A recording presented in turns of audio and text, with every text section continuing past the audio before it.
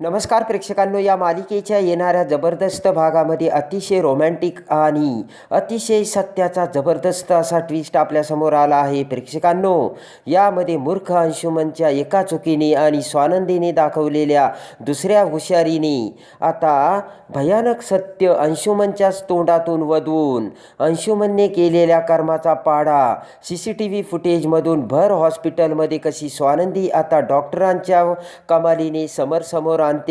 आणि अंशुमनने हे श्वेताच्या बाबतीत खरोखरच जे काही घडून आणलं ते अंशुमनने स्वतःच्या तोंडून ज्या वेळेस आता त्या पुराव्यामध्ये आता समरने ऐकताच समरला तिसरा मोठा धक्का बसून समर आता दोन कोणत्या भयानक गोष्टी करतो की जेणेकरून अंशुमनला त्याच्या पापाची समर कशी भयानक शिक्षा देतो. आणि त्याच वेळेस आता मल्लिकाचे हॉस्पिटलमध्ये दुसरे भयानक सत्य आता डॉक्टरच्या एकाच वाक्याने कसे समोर येते. आणि मल्लिका अंशुमन दोघेही भयानक नाटक करून आपल्याला आजपर्यंत फसवत होते. आणि हे सत्य ज्या वेळेस आता स्वानंदी समोर आणते त्याच वेळेस आता समरच्या डोळ्यावरची आता कुटुंबावरच्या प्रेमाची पट्टी स्वानंदी एका सेकंदात कशी आता बाजूला करते. आणि त्यानंतर आता स्वानंदी ही समरच्या हृदयात कशी जागा मिळवते. प्रेक्षकांनो, हे सगळं या व्हिडिओमध्ये आपल्याला पाहायला मिळणार आहे,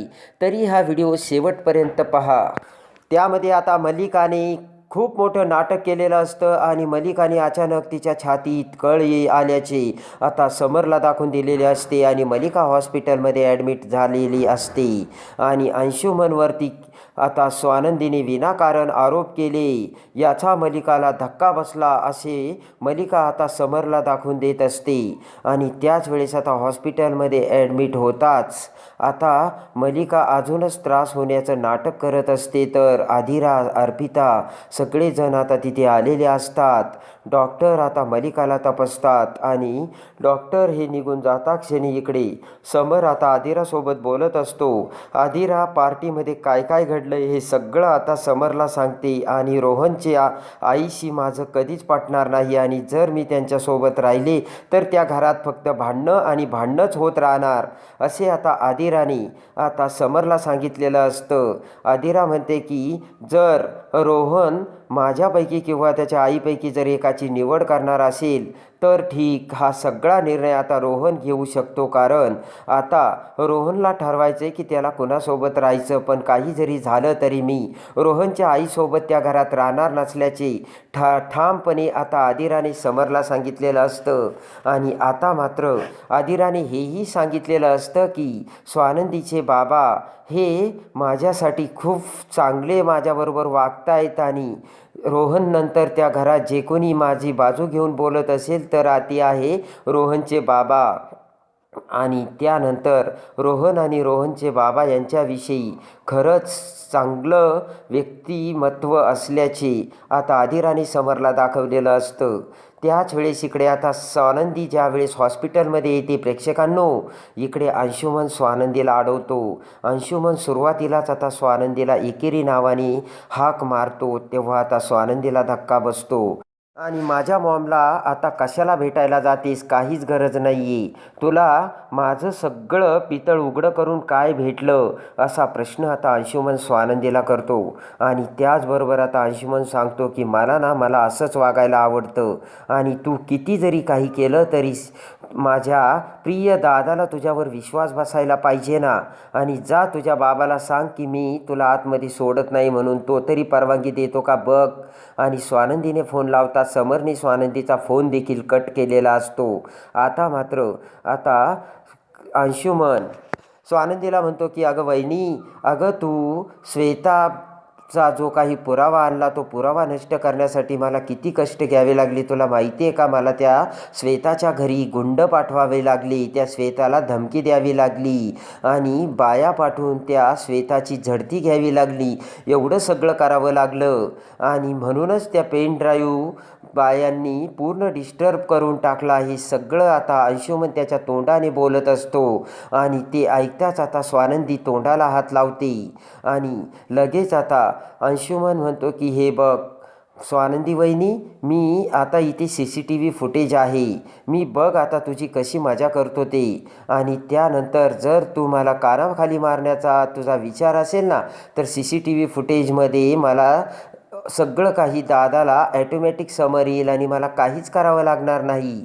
मग बघ तुला काय करायचं ते. आणि त्यानंतर मात्र नाविलाजाने आता अंशुमनने आता तिथे 2 सिक्युरिटी गार्डला बोलून स्वानंदीला बाहेर काढलेलं असतं.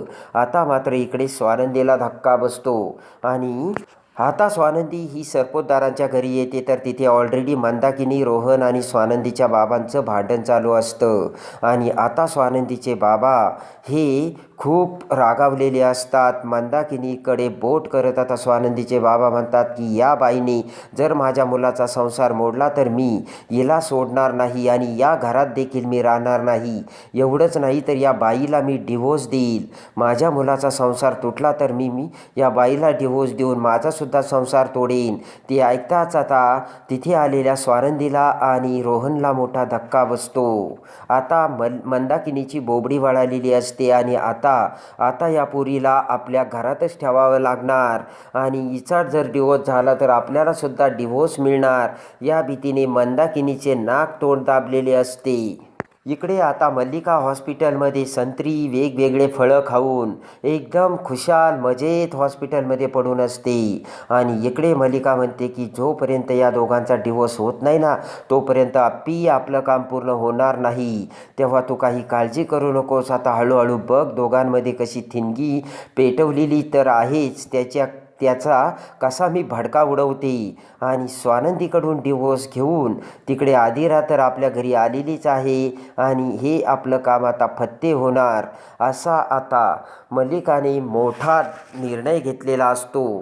आता इकडे पहिल्या दिवशी अंशुमनने आता हॉस्पिटलमध्ये स्वानंदीला येऊ दिले नसल्यामुळे आता दुसऱ्या दिवशी स्वानंदी पुन्हा हॉस्पिटलमध्ये येते. आता तिथे मात्र अंशुमन नसतो आणि तिथे आता येता क्षणी आता डॉक्टर हे तेथून जाऊ लागतात. स्वानंदी डॉक्टरला बघते आणि त्या डॉक्टरांची आणि स्वानंदीची ओळख असते, कारण त्या डॉक्टरांना ट्रॅव्हल आणि टूर्समध्ये असताना स्वानंदीने आता खूप मोठं ट्रॅव्हलिंगचं पॅकेज दिलेलं असतं आणि खूप चांगली सर्व्हिस दिलेली असते. त्यामुळे ते डॉक्टर आता स्वानंदीला ओळखत असतात आणि पटकन ओळख दाखवून ते म्हणतात की अहो स्वानंदी मॅडम, तुम्ही इकडे कशा?